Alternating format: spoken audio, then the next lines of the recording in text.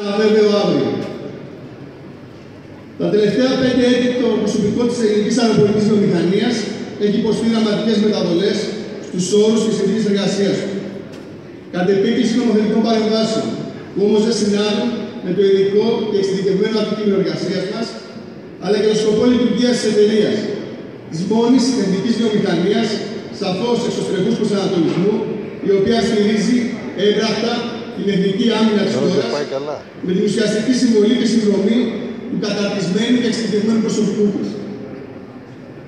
Όλοι μαζί εργαζόμενοι με το σωματείο μας διεκδικούμε και απαιτούμε να παραμείνει 100% δημόσιο χαρακτήρα της ΕΑΠ.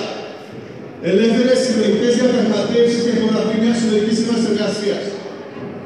Μη εφαρμογή του ενιαίου μισθολογίου σε μια βαριά βιομηχανία όπως η ΕΑΠ. Αύξηση αποδοχών συνολικά, διεκδίκηση επιδομάτων, διεκδίκηση αύξησης της περιοδιακής απασχόλησης. Άμεσες προσλήψεις μόνιμου, εξειδικευμένου και τεχνικού προσωπικού. Άμεση λύση συνεργασίας με εργολαβικές εταιρείες.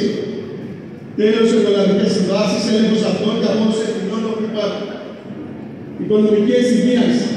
Λύση των χρόνων προβλημάτων που βαραίνουν την εταιρεία από την ίδρυσή της, επίλυση του θέματος των φορολογικών προστήμων, ανακεφαλαιοποίηση μερών.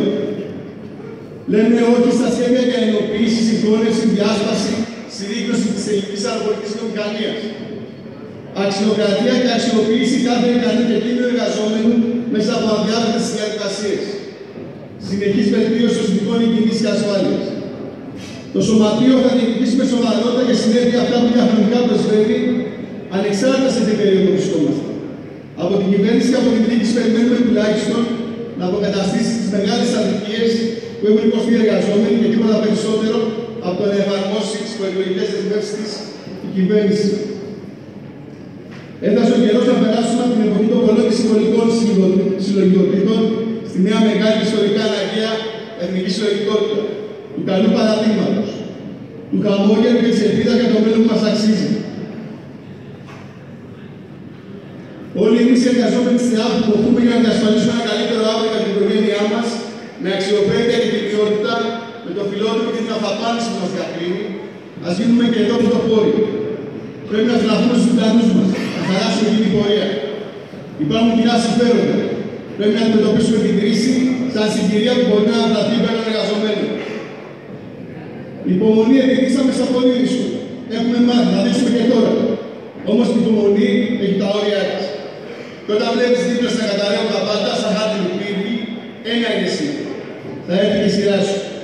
Γι' αυτό, σαν ενεργοί εργαζόμενοι και πολίτες αυτής της χώρας, πάντα σε ειρήνωση, θα είμαστε μαζί με όλες τις άλλες κοινωνικές ομάδες που κοίτονται καθημερινά, έτοιμοι για να δράσουμε και να αντισταθούμε σε όλους αυτούς που θα βρεθούν απέναντί μας, απέναντι σε όλα τα δίκαια αιτήματά μας. Επειδή όμως, ποτέ δεν είναι αργά, έστω και τώρα, θα προσπαθήσουμε όλοι μας να βοηθήσουμε και να στηρίξουμε τη μοναδική αμυντική βιομηχανία της χώρας, που κρατιέται στα πόδια της με τις μεγάλες θυσίες των εργαζομένων της, δυναμένη στη στήριξη των ενόπλων δυνάμεων της χώρας και των λοιπόν πελατών της. Ισχύς ενδιενός. Καλή δύναμη σε όλους, καλή, δημιουργική και προηγουμένη χρονιά. On behalf of my colleagues, I want to express my best wishes to all of my clients, to Lockheed Martin, Aero, United Arab Emirates, and all the others that represent us here, and I want to express my best wishes again. Thank you very much.